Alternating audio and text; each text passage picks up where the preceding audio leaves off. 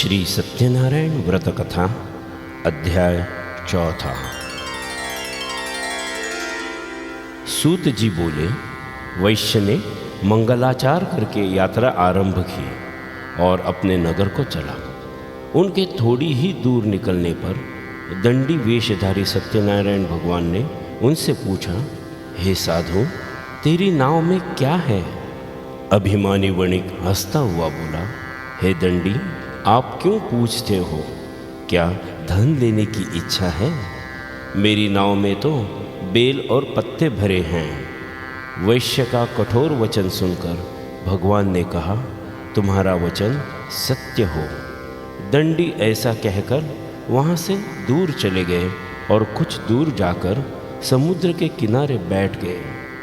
दंडी के जाने पर वैश्य ने नित्य क्रिया करने के बाद नाव को ऊंची उठी देखकर अचंभा किया तथा नाव में बेल पत्ते आदि देखकर मूर्छित हो जमीन पर गिर पड़ा।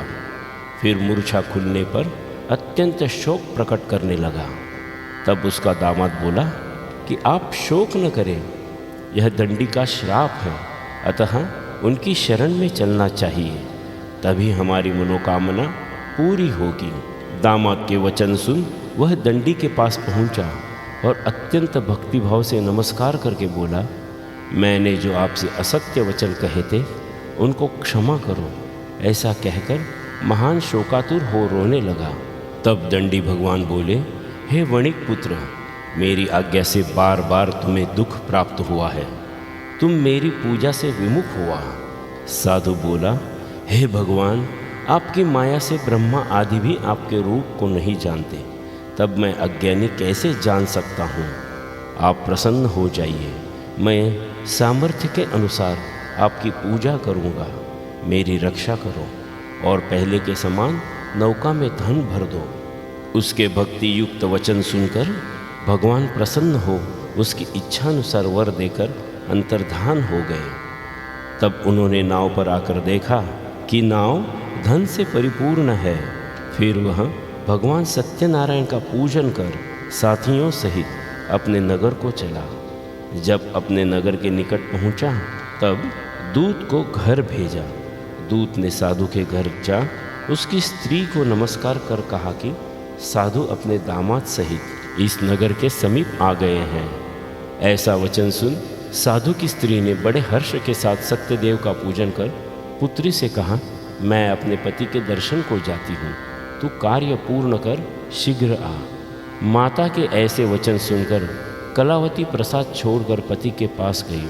प्रसाद की अवज्ञा के कारण सत्यदेव ने रुष्ट हो उसके पति को नाव सहित पानी में डुबो दिया। कलावती अपने पति को न देखकर रोती हुई जमीन पर गिर गई।